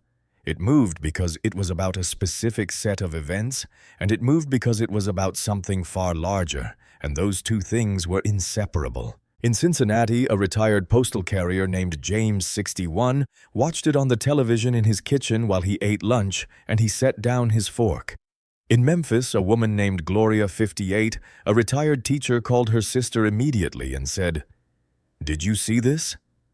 In a law school classroom in Atlanta, a 24-year-old student named Keisha paused her professor's lecture and held her phone up so the people at the tables around her could see it, and nobody objected. These people.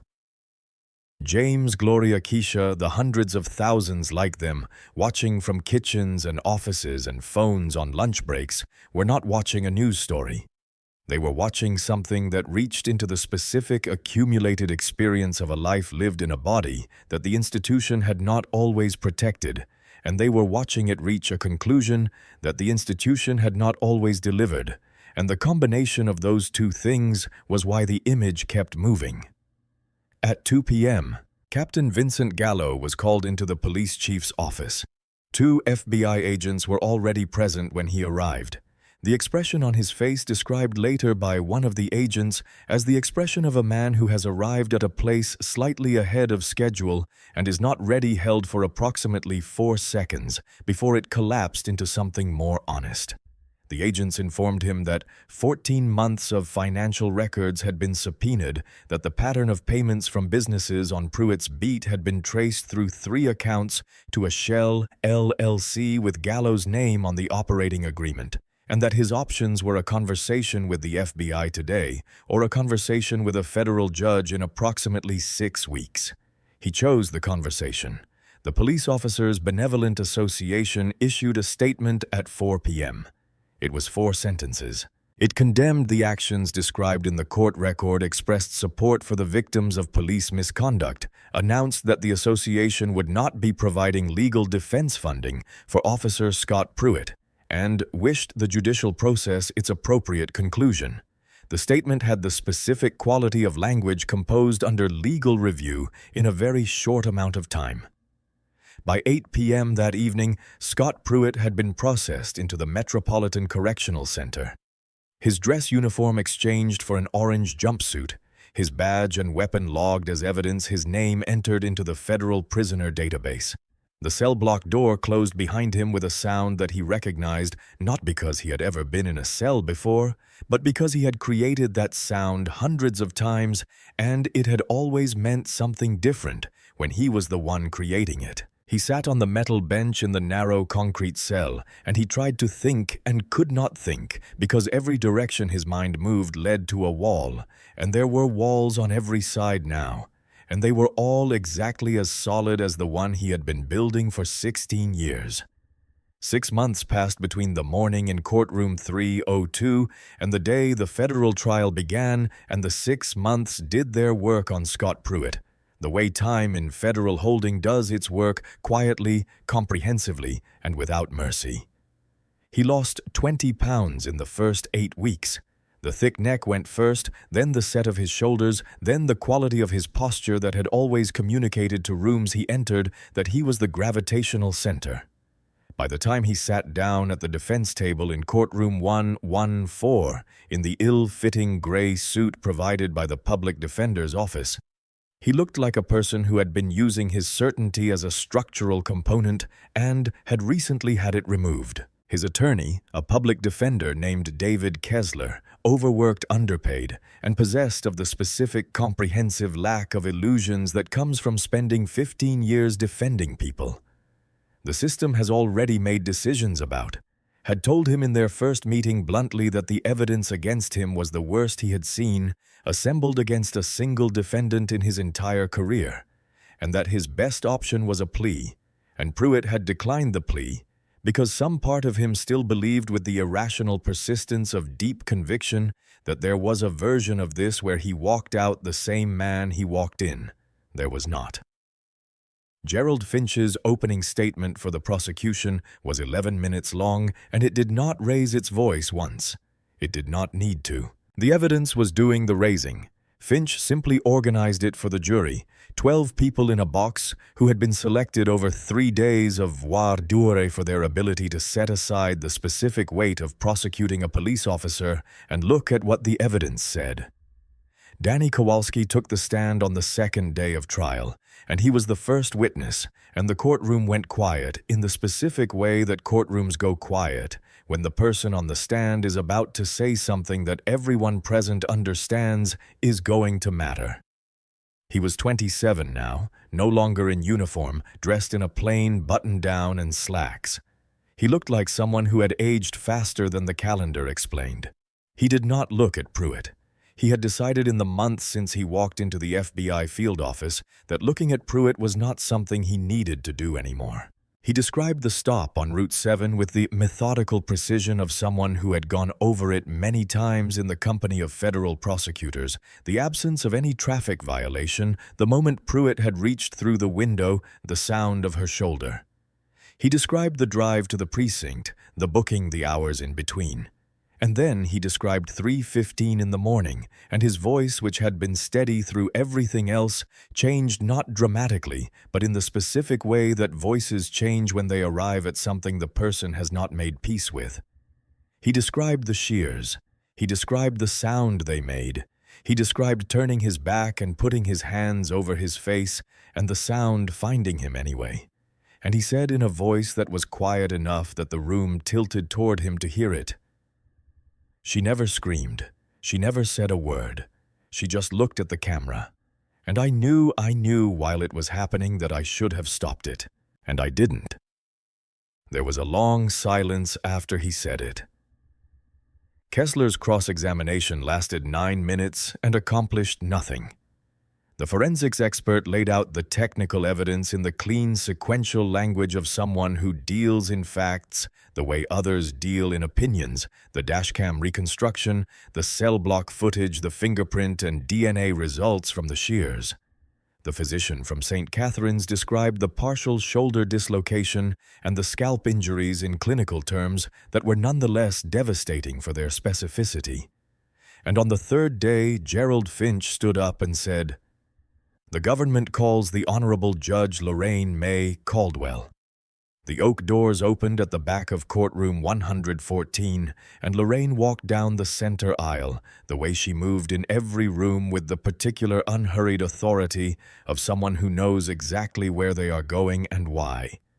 She was wearing a navy suit fitted and precise. Her hair, 6 months of growth from what Pruitt had left behind, was shaped into a close-cropped natural fade, clean-lined and elegant, and she wore it with the ease of someone who has decided that the thing that was taken from them does not define what remains. She took the stand. She placed her hand on the Bible and swore to tell the truth.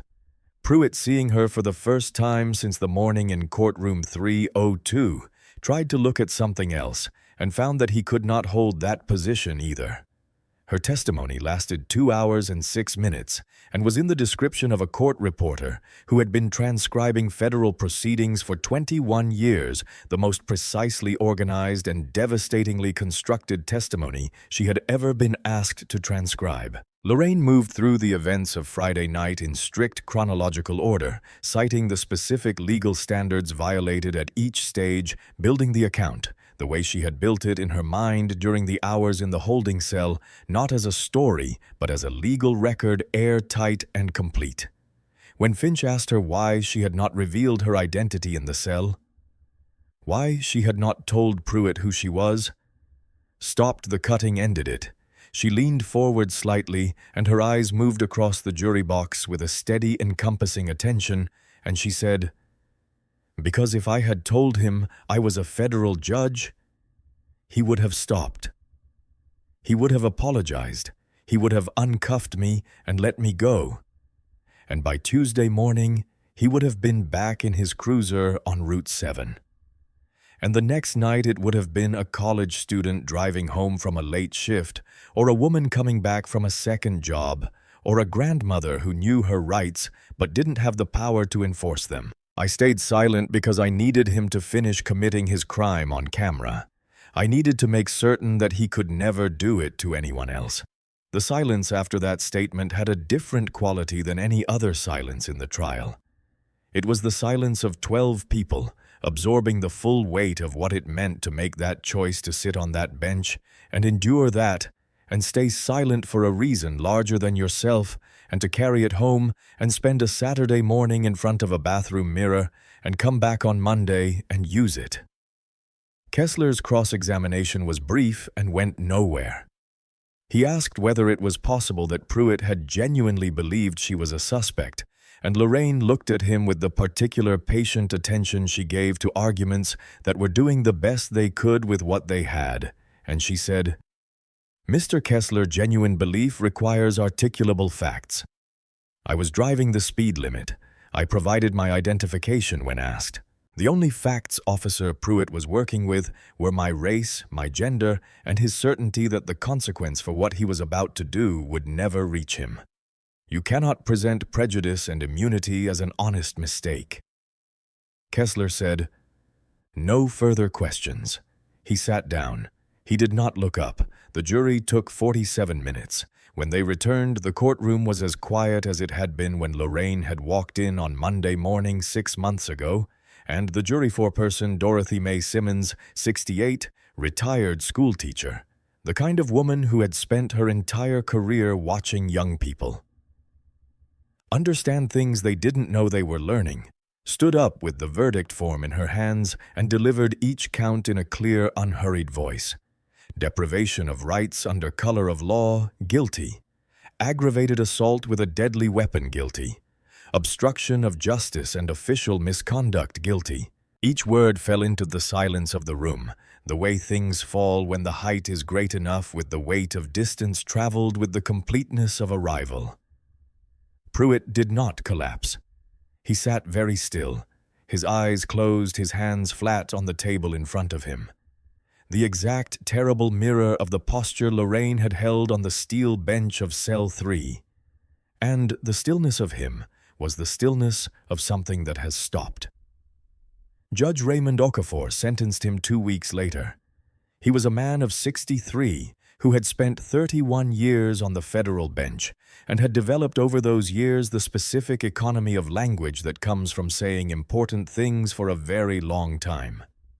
He looked down at Pruitt from the bench and he said, "The fact that your victim happened to be a federal judge is the cosmic irony that brought you to this specific courtroom on this specific day. But I want to be very clear about something. Had she been anyone else, had she been a cook or a nurse or a woman in a Grambling State hoodie who worked the morning shift at a gas station, you would likely still be in that uniform. And that reality, the reality of what you would have continued to do to people, with fewer resources to fight back, is what this court cannot and will not treat as a lesser consideration. The public trust is not a commodity to be allocated by your judgment about who deserves it. 22 years federal penitentiary, no eligibility for early release. His pension stripped and liquidated the funds directed by court order to a civil rights victims' compensation fund. Captain Vincent Gallo, federal conspiracy charges 9 years. Sergeant Frank Doyle, forced retirement, forfeiture of pension enhancement. Marcus filed the civil suit on the same morning that Pruitt's sentencing concluded $40 million against the city, the police department, and the union for the entrenched pattern of misconduct that had allowed Pruitt to accumulate 31 use-of-force complaints over 16 years without a single serious consequence. The city's legal team, reviewing the evidence that Marcus had assembled in the months since Route 7, reached out about settlement discussions within 3 weeks. The settlement was $18 million. Lorraine and Marcus kept none of it. What they built with it had a name, the Route 7 Justice Initiative, and it did 3 specific things, each one chosen for its practical, lasting effect rather than its symbolic weight. The first was a legal defense fund providing free, high-quality representation to people who had been victims of police misconduct and who lacked the resources to navigate the legal system on their own terms. The fund handled 43 cases in its first year of operation, and of those 38 reached outcomes that involved either significant compensation policy changes or both. The second was what the state legislature eventually passed as the Caldwell Act, named not by Lorraine, who did not want it named for her, but by the coalition of legislators who introduced it because the name meant something to the people they represented. The law required unalterable cloud backup for all police body cameras and holding cell recording equipment with automatic off-site storage that could not be accessed or modified by anyone within the chain of command below federal judicial authorization level. The claim of a glitch, the technical malfunction that had protected bad officers in departments across the state for as long as anyone could remember, became legally impossible. 14 other states introduced companion legislation within 11 months of the Act's passage. The third was a network of civilian oversight boards with actual binding authority, the power to subpoena records, review use-of-force decisions, and make disciplinary recommendations that departments were required to respond to on the record. Not advisory, binding. Danny Kowalski, in the aftermath of everything, did not return to law enforcement. He spent 3 months working with a private investigator, learning the operational side of evidence gathering, and then applied to the Route 7 Justice Initiative as an investigator. Lorraine reviewed his application without comment and approved it. She told Marcus privately one evening, he made the wrong call twice before he made the right one. Most people never get to the right one at all. The federal courthouse on Montgomery Street was exactly what it had always been. White marble in the lobby, polished oak on every bench, the federal seal mounted on the wall behind every judge's chair, like a quiet, permanent reminder of which authority was ultimate and why. It smelled of the same things it had always smelled of: floor wax paper, and the particular dry, dustless quality of a building that was maintained with institutional thoroughness, a building that did not change, regardless of what happened inside it, because the building was the container and the contents were the point. On a Tuesday morning in early spring, 18 months after Route 7, Lorraine May Caldwell was in her chambers at 8:45 getting ready for a 9 o'clock docket. She stood in front of the small mirror mounted on the inside of her chamber's closet door, the one she used in the mornings to check her collar and her pin. And she looked at herself in the particular way that you look at yourself when you are looking at something specific, rather than just checking. Her hair had grown, 6 months of growth, and then 6 more, and then 6 more after that. And what had grown back was not the same as what had been taken. The sister locks that Pruitt's shears had cut away were gone, and what had replaced them was a full, soft cloud of natural curls close to her head, warm and alive, completely and unambiguously hers. She did not mourn the locks. They were part of her history, the way that the concrete cell and the cold bench and the blinking red camera light were part of her history. They were not something that had been done to her in a way that diminished her. They were part of the record of what she had survived and what she had done with the surviving. The locks were gone, and something else had grown, and the something else was also hers, and that was how it was. She put on the robe, the one she had been wearing for 23 years, not the special one, not the biggest days one, just the regular daily robe, because every day was a day that the law required showing up for, and she had never believed in reserving her best for only the occasions that announced themselves as important. She adjusted her reading glasses, picked up her leather portfolio, and walked out of her chambers and down the corridor toward courtroom 302. In the corridor, she passed a young woman she recognized as a new law clerk, assigned to the floor above 24 years old, first week in the building, still navigating the geography of the place with the careful attention of someone who doesn't want to get lost. The clerk was holding the heavy door to the courtroom wing with both hands to keep it from closing, holding it for Lorraine, and she said, "Good morning, Your Honor," with the specific, earnest respect of someone who has not yet learned to be casual about the people they admire. Lorraine looked at her, really looked at her, the way she looked at people when she wanted to remember them, and she said, "Good morning. What's your name, Amara, ma'am?" "Amara Williams." "Amara Williams," Lorraine said. "Good morning."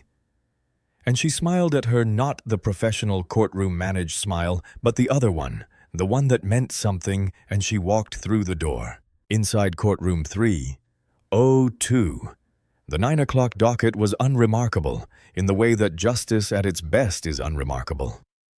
2 attorneys at their respective tables, a nervous defendant in a contract dispute that had been kicking around the federal docket for 14 months and was finally going to get resolved, a court reporter at her machine, a bailiff near the door. The ordinary machinery of the law doing its ordinary work on an ordinary Tuesday morning. "All rise," the bailiff said, and his voice rang out the same way it always did, filling the room to its corners, and everyone in the room stood. "The Honorable United States District Court for the 5th Circuit is now in session. The Honorable Judge Lorraine May Caldwell presiding. God save the United States and this honorable court." Lorraine walked up the 3 steps to the bench.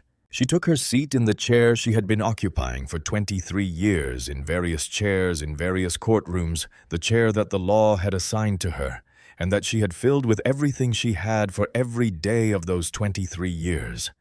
She looked out over the room, the attorneys arranging their papers, the defendant trying to look at ease, and failing the court reporter's hands already poised over her machine. Amara Williams, visible through the small glass panel in the door, walking away down the corridor with her arms full of files going somewhere important on someone else's behalf. She thought of her mother, not at length, not in the sustained narrative way of grief, but in the brief, complete way that the dead visit you when you are doing something they would have recognized and approved of. Dorothy Caldwell, braiding her daughter's hair on Sunday mornings with patient, certain hands saying, "Baby, they can take what they can see. They cannot touch what you are." Lorraine opened her portfolio. She looked at the first case file.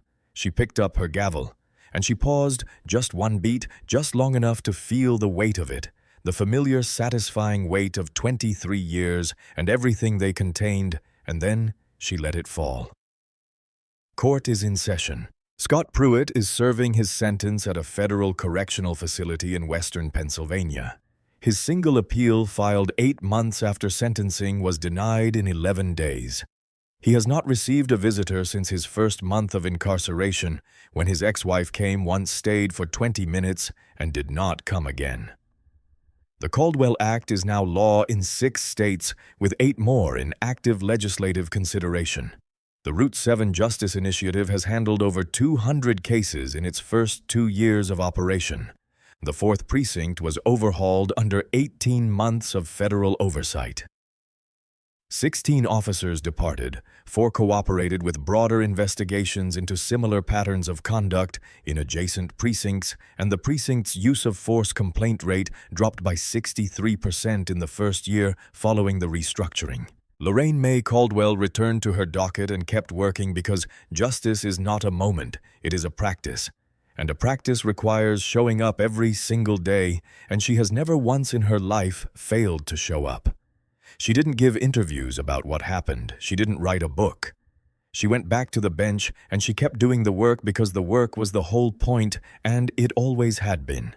If this story moved you, if you saw someone you know in Lorraine's composure, or in the young woman holding the door, or in the simple act of someone finally being held to account, we'd love to know. Leave a comment, share it with someone who needs to hear it, and subscribe to our channel so you don't miss what comes next. Because there are more stories like this one, and every single one of them matters.